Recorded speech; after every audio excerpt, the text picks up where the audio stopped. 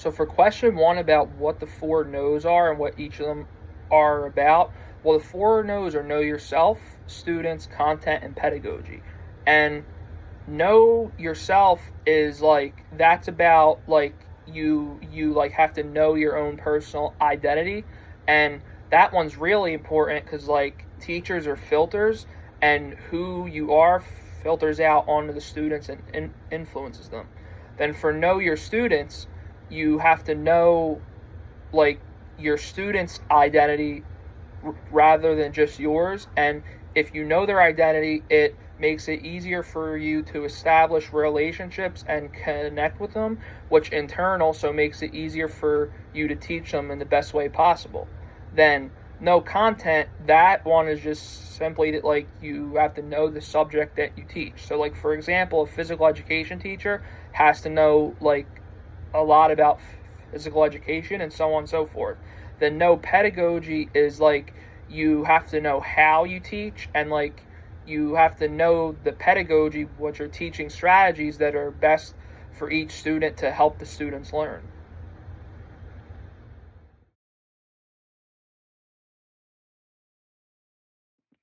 So for question number two about what the difference is between personal and professional identity and how they're related. Well, how they're different is personal identity is about like who you are as an individual and like as a person outside of the classroom, while professional is more built over time, and it's about like who you are and your identity as a professional, like inside of the classroom rather than outside. Then how they're related is that like both of them are complementary to each other, and they like blend together, and like that's how they would be related. So yes, that's what I had for number two.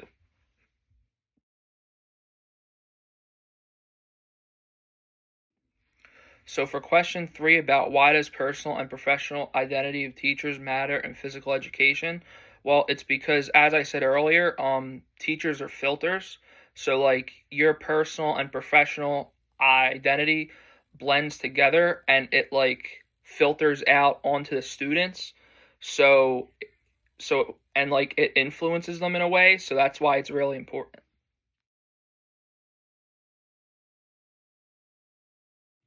For question number four, there's a lot that I could say for this one, but some of the more important things are that professions involve extensive preparation, certification, and like expertise through a formal education process, and you have to get through the formal education process before going into the profession.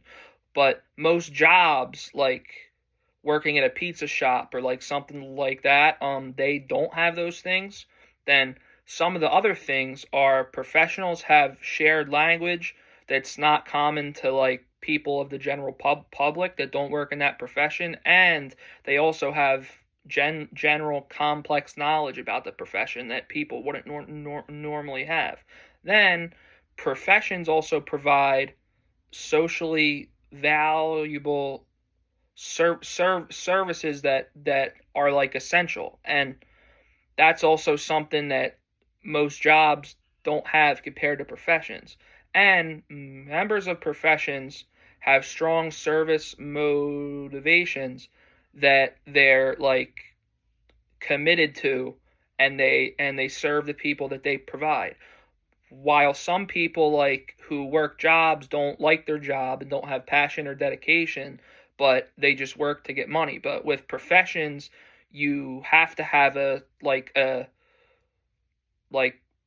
dedication and like a passion to do it and to serve the the other people. Then the last thing is that a profession has a code of ethics that protects the people that are being served, and they have a high level of public trust.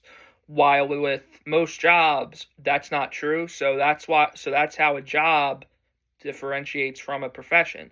Then an employee and a professional is like a professional that's in the profession has all those qualities that I just talked about, but not all employees do. So that's what differentiates the two.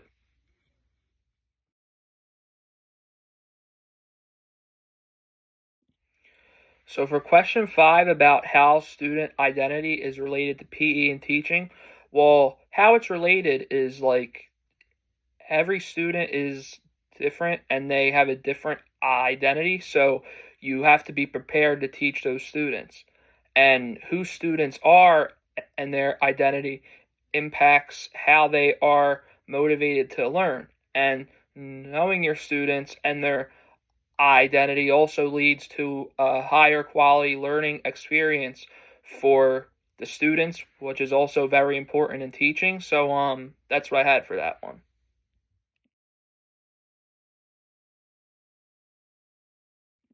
So for question number 6 about what is bias and how it's salient to PE, bias is like when you have a natural inclination against a person, group, or like anything like that.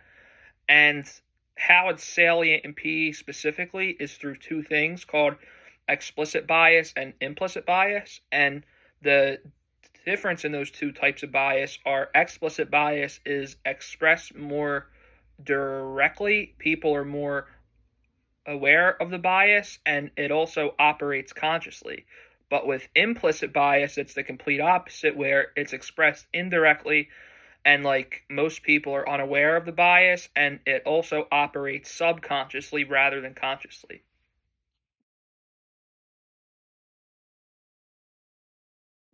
So for question 7 about what culturally relevant pedagogy is, it basically is pedagogy that focuses on like multiple aspects of student achievement and like it supports the students to uphold their cultural identities.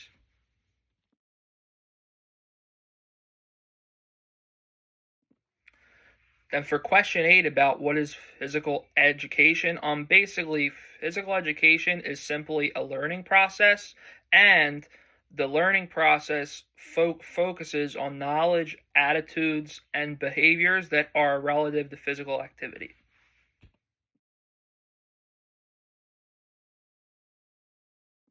So for question 9 about a goal-oriented teacher and like what their priorities should be, their priority should simply just be for student learning.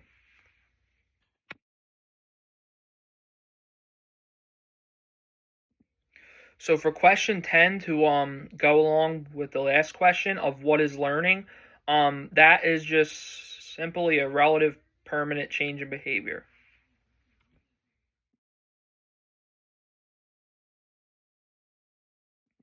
Then for question 11 about what are the domains of learning and why are they important to physical education, the domains are cognitive, which has to do with like the thinking of the student, affective, which has to do with their emotions and behaviors, and psychomotor, which has to do with their movement. And why they're important is because, like, it's important that we develop the student as like a whole and not just physically. So while most people think that like health and PE is just psychomotor, affective and cognitive are still important because like it helps us develop the student into a better student and it could also enhance the learning process if we like focus on all three. So that's why it's important.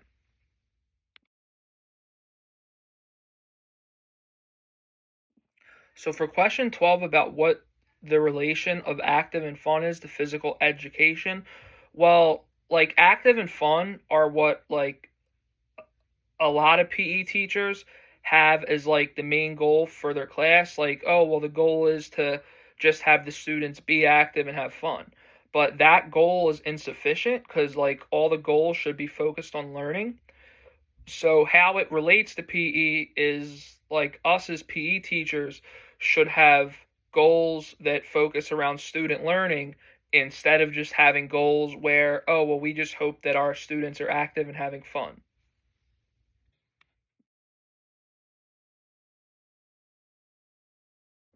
So for question 13 about what perspectives influence what's taught in PE, well, there's three of them.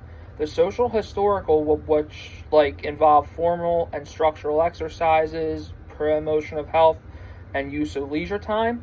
the cultural sports perspective, which was emphasized by the national focus on sports and sports skills as part of education, and the public health perspective, which that one was emphasized when it was seen that American students were less fit than European students.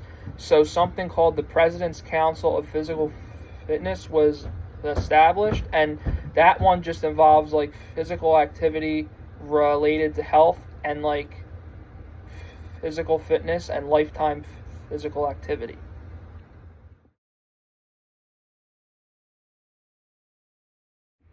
So for question 14 about like what the difference is between outcomes, which also involve goals and objectives, and standards, are standards like they control and dictate the outcomes, and they dictate what will be taught, and they involve like knowledge, skills, and dispositions, while outcomes are like the result of those standards and like what we want the result to be.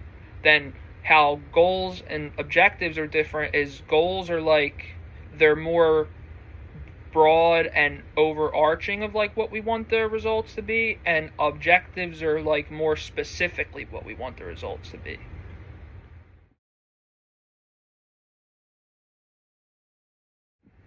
So for the 15th and final question about like what role do national standards play in PE, well, the role that they play is that they help dictate what should be taught in like physical education classes. And to go along with that, there's 4 standards, and there develops a variety of motor skills, applies knowledge related to movement and fitness concepts, develops social skills through movement, and applies knowledge related to movement and fitness concepts. And yeah, so those are the 4 national standards that we have to follow, and like those are the things that we should be teaching in the classroom as teachers. And yeah, so that's it for this assignment. I hope you enjoyed watching it, and thanks for watching.